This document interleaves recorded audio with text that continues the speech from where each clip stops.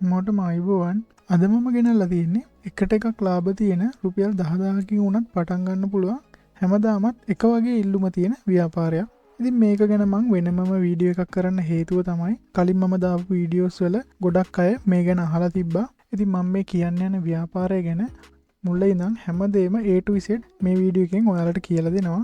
ඉතින් ගොඩක් අය මේ ව්‍යාපාරයට යොමු නොවෙන්න හේතුව තමයි එයාලා දන්නේ නැහැ මේකේ ලාභය කොච්චරක් විතර තියනවද කියලා. ඉතින් මේ වීඩියෝ එක ඉවර වෙනකල් බැලුවොත් ව්‍යාපාරය ආරම්භ කරන විදිහ, මූලික වියදම, අමුද්‍රව්‍ය ගන්න කොහෙන්ද සහ ලේසියෙන්ම අලෙවි කරන විදිහත් සරලවම ඉගෙන ගන්න පුළුවන්. ඒ වගේම මේ ව්‍යාපාරය කවදාවත් පාඩු ලබන ව්‍යාපාරයකුත් නෙමෙයි. ඒකට හේතුව මම මේ වීඩියෝ එකේ අන්තිමට කියන්නම්. එහෙනම් ඔයා channel එකට අලුත් කෙනෙක් නම් දැන්ම subscribe කරලා එකතු වෙන්න. එහෙනම් අපි වීඩියෝ එක පටන් ගමු. සරලවම කිව්වොත් මේ තමයි බයිට් සහ මුරුක්කු ව්‍යාපාරය. හැබැයි අපි බයිට් හදන්නේ නැහැ. අන්න ඒ හින්දා තමයි මම මුලින් කිව්වේ මේක බොහොම ලේසියෙන් පටන් ගන්න පුළුවන් කියලා. මුලින්ම කරන්න තියෙන්නේ පුංචි මුදලක් වියදම් කරලා මුරුක්කු, රටකජු, සුදුලූණු බයිට්, ඒ වගේම අලපෙති වගේ බයිට් වර්ග තොග මිලට ගන්න එක. ඉතින් මේකෙදි ගොඩක් අය දන්නේ ඇත්තටම තොග මිලට අරගෙන සිල්ලර් මිලට විකුණද්දී බයිට් සහ මුරුක්කු නිෂ්පාදන වල සාමාන්‍යයෙන් එකට එකක් ලාභ තියෙනවා.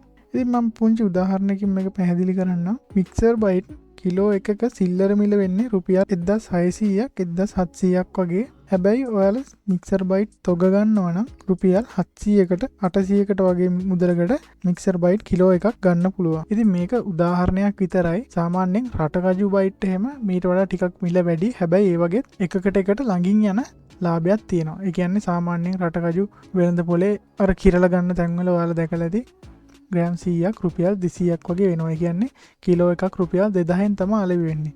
නමුත් සාමාන්‍යයෙන් කිලෝ එකක් තොග මිල වෙන්නේ රුපියල් 1000ක් 1100ක් එහෙම නැත්නම් 1200ක් වගේ. මේක ඔයාලා තෝරගන්න තොග විකුණුම් කරුවා අනුව සුළු වශයෙන් වෙනස් වෙන්න පුළුවන්. ඉතින් ඊළඟට මේකට අපිට අවශ්‍ය වෙන්නේ ඇසුරුම් සහ ලේබල්. ඉතින් මේ නිෂ්පාදන පැකට් කරද්දී අනිවාර්යයෙන්ම පොඩ්ඩක්වත් හුලං වදින්නේ නැති වෙන්න හොඳට පැකට් සීල් කරන්න ඕනේ. මොකද හුලං වැදුනොත් දවසෙන් දෙකෙන් ඉක්මනට ඇතුලේ තියෙන දේවල් පිඟිලා යනවා. ඉතින් ඊළඟට ගොඩක් අය කරන වැරද්දක් තමයි කොච්චර හොඳ නිෂ්පාදන තොග මිලට ගත්තත් ලේබල් එකට වැඩි අවධානයක් දෙන්නේ නැහැ. සමහරව නිකම්ම කිසිම ක්වොලිටියක් නැති කළු සුදු ලේබලුත් පාවිච්චි කරනවා. ලේබල් හදාගද්දී මුලින්ම ආරම්භයක් විදිහට කළු සුදු ලේබල් පාවිච්චි කරට කමන්නේ. හැබැයි ඒකේ ඩිසයින් එක ක්වොලිටි වෙන්න ඕනේ. සමහර ලේබල් වල හරියට එක්ස්පයර් ඩේට්, බර, මිල වගේ දේවල් පැහැදිලි නැහැ. සමහර ඒ වගේ මොකද්ද වර්ගය කියන එක පැහැදිලි නැහැ. සමහර ඒ වගේ කම්පැනි නේම් එක හරියට නැහැ. ඉතින් එහෙම නැතුව ඒ ඩීටේල්ස් හැම එකම හරියට පැහැදිලිව තියෙන්න ඕනේ. ඉතින් මේ නිෂ්පාදන කොච්චර රස වුණත් ඊළඟ පාර පාරිභෝගිකයා මේ නිෂ්පාදන මිලදී ගන්න නම් පළවෙනි සැරේ මිලදී ගත්තට පස්සේ එයාලට ඒ ලේබල් එක මතක තියෙන්න ඕන අනිවාර්යයෙන්ම. ප්‍රොඩක්ට් එකේ ක්වොලිටි එක බලනවා වගේම අනිවාර්යයෙන්ම ලේබල් එකේ ක්වොලිටි එකත් බලන්න. වෙළඳ පොලේ තියෙනවා සමහර විට ඔයාලා දැකලත් ඇති සේවරි බයිට්ස්, එතකොට TNG බයිට්, දීපානි ස්වීට්ස් කියලා තියෙනවා. ඒ වගේම එයාලගේ නිෂ්පාදන විකුණන ශාඛාවලත් හොඳ ෂොප් බ්‍රෑන්ඩින් එකක් කරලා තියෙනවා. ඉතින් එතකොට තමයි එකපාරක් ගත්ත කස්ටමර්ට ඊළඟ පාරත් මොකද්ද මේ බ්‍රෑන්ඩ් එක කියන එක මතක හිටින්නේ. ඉතින් ඔයාලට ලේබල් ඩිසයින් කරගන්න විදිහක් නැත්නම් හරියට print කරගන්න තැනක් නැත්නම් අනිවාර්යයෙන්ම ලේබල් අවශ්‍යයි කියලා පහලින් කමෙන්ට් එකක් දාන්න. ඒ සම්බන්ධව මට පුළුවන් විදිහට මම උදව් කරන්නම්. ඒ වගේම ලේබල් මුද්‍රණය කරද්දී ස්ටිකර් සහ normal papers වගේ එක වර්ග තියෙනවා. ඒ වගේම මේ ලේබල් මුද්‍රණය කරන ක්‍රමවේදය අනුව ඔයාලට ලේබල් වලට යන කොස්ට් එකත් වෙනස් වෙනවා. ඒ කියන්නේ ඔෆ්සෙට් කියලා තියෙනවා. එතකොට ඩුප්ලෝ කියලා ක්‍රමයක් තියෙනවා. මේ වගේ එක ක්‍රම තියෙනවා. ඔයාලා මුලින්ම මුද්‍රණය කරන ප්‍රමාණය අනුව තමයි මේ මුද්‍රණ මාධ්‍ය මොකක්ද කියන එක තෝරගන්න ඕන. ඉතින් ලේබල් මුද්‍රණය කරගන්න තැනක් නැත්නම් මම කමෙන්ට් එකේ දාලා තියෙනවා WhatsApp නම්බර් එකක්. ඒකට මැසේජ් එකක් දාන්න. හොඳ ක්වොලිටි එකකින් අඩු මිලකට ඔයාලට ලේබල් print කරගන්නත් පුළුවන්. ඊළඟට මුරුක්කු සහ බයිට් වර්ග පැකට් කරද්දී කුඩා හීට් සීල් එකක් පාවිච්චි කරලා පොඩ්ඩක්වත් හුලං වදින්න නැති විදිහට හොඳට සීල් කරගන්න ඕනේ. මොකද හරියට සීල් වුනේ නැත්නම් දවසෙන් දෙකෙන් හුලං වදිලා පෙඟෙන්න පුළුවන්. ඉතින් මම මේ වීඩියෝ එක පටන් ගද්දී ඔයාලට කිව්වා මේ ව්‍යාපාරය ගැන මම දන්න හැම දෙයක්ම ඔයාලට කියලා දෙනවා කියලා. මම ඔයාලට පැහැදිලි කරේ තොග අරගෙන කොහොමද අපි සිල්ලරට අලෙවි කරන්න කියලා. හැබැයි ඔයාලට ඒ විදිහට ඔයාලගේ ව්‍යාපාරය කරගෙන යන ගමන් පුංචියට ඔයාලගෙම කියලා නිෂ්පාදන පටන් ගන්න පුළුවන්. ඒ කියන්නේ මේ නිෂ්පාදන හැම එකක්ම නෙමෙයි එක දෙයකින් පටන් ගන්න. ඒ කියන්නේ අනිත් දේවල් තොගමිලට ගන්න ගමන් උදාහරණයක් විදිහට මඤ්ඤොක්ක බයිට් නිෂ්පාදනයෙන් පටන් ගන්න. ඒ අතරතුර අනිත් දේවල් පරණ විදිහටම තොගමිලට අරගෙන පැකට් කරලා සිල්ලර මිලට විකුණනවා. ඒ ගමන් මඤ්ඤොක්කා ගෙනල්ලා හරි විදිහට පිරිසිදුව ප්‍රමිතියට බැදලා ඔයාලගේම නිෂ්පාදනයක් විදිහට එළියට දාන්න.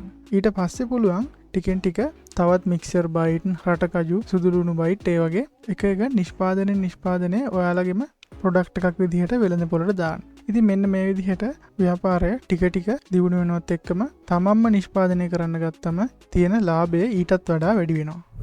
ඊළඟට අපි බලමු මේවා අලෙවි කරන්නේ කොහොමද කියලා. මුලින්ම දැනට වෙළඳ පොලේ තියෙන බයිට් නිෂ්පාදන කීප එක සාම්පල් අරන් බලන්න. ඒ වගේ තියෙන බර කොහොමද? එතකොට මිල කීයද? එයාලගේ පැකේජින් එක කොහොමද? ඉතින් ඒ විස්තර ටිකක් මුලින් බලන්න. ඒකල්ල ඔයාලට ගැලපෙන විදිහට ගැලපෙන ලාභයක් තියලා සාධාරණ මිලකට ඔයාලගේ නිෂ්පාදන මුලින්ම මිල කරන්න.